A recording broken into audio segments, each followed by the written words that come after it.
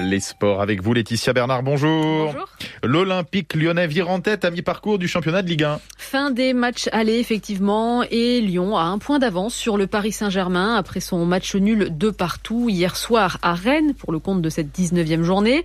Ça fait longtemps que ça n'était plus arrivé, Léo Rosé. Lyon valide sa surprenante première moitié de championnat en terminant devant Paris, l'ultra favori. Le gardien lyonnais Anthony Lopez est fier de ce titre honorifique, mais aussi symbolique. C'était important de finir cette phase aller en étant tout en haut.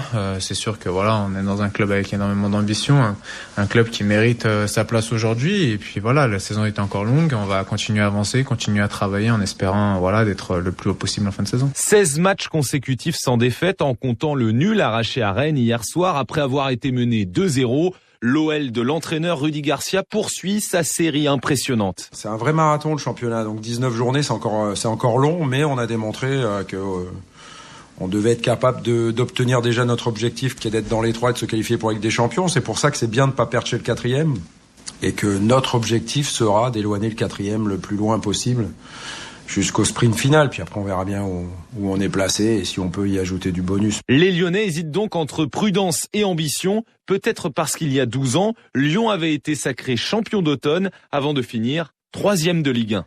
Quant au Paris Saint-Germain, hier soir a marqué la première victoire de l'ère Pochettino au Parc des Princes, 3-0 contre Brest. Et puis 3e au classement, c'est Lille, vainqueur 1-0 sur la pelouse de Nîmes, la Lanterne Rouge. La suite de la Coupe du Monde de ski alpin à Adelboden en ce dimanche avec le slalom aujourd'hui des Français qui caracolent en tête. Oui, c'est bien parti pour les Français puisque Clément Noël, le spécialiste de la discipline, est en tête après la première manche, suivi par un autre tricolore, Victor Muffagendé. Alexis Pinturo, lui aussi, a pris le départ après ses exploits en géant avec moins d'ambition. L'idée c'était d'engranger des points pour le classement général. Alexis Pinturo est 16e après cette première manche.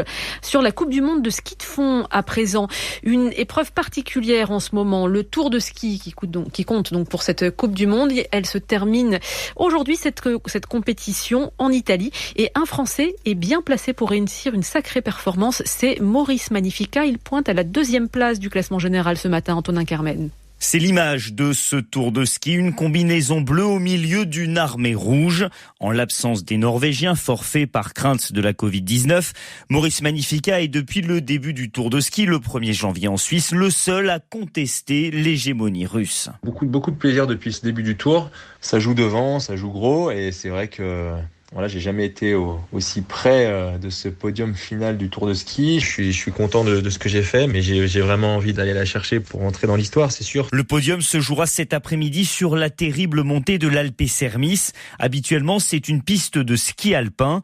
Les fondeurs vont donc s'attaquer à plus de 3 km d'ascension avec des portions à 30%.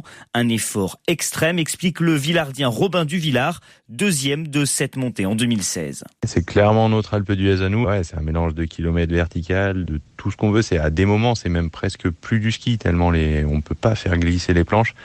C'est redouté par tous les athlètes parce qu'on n'est pas à l'abri d'une défaillance dedans. C'est notre mont Everest à nous, en fait, à chaque fois, parce que c'est là-haut que se décide souvent le sort de la Coupe du Monde, oui. Sur cette redoutable montée finale, Maurice Magnifica tâchera donc de conserver sa place sur le podium, tout en sachant que le premier du général, le Russe Bolchounov, est inaccessible. Des explications signées Antonin Carmen. Sur le Dakar, les pilotes reprennent le volant après une journée de repos. Étape marathon aujourd'hui et demain avec un bivouac minimaliste et pas d'assistance mécanique extérieure. C'est Stéphane Peter-Hansel qui est en tête du classement auto. Il reste 6 étapes avant la fin de la compétition en Arabie Saoudite. Et puis sur le Vendée Globe, toujours Yannick Bestaven en tête, suivi par Charlie Dalin et Damien Seguin. On a appris hier soir l'abandon de Isabelle Yoshke en raison d'une avarie sur la quille de son monocoque. La première femme au classement est à présent Clarisse Crémet. Elle est 12e. L'infosport signé Laetitia Bernard tous les week-ends.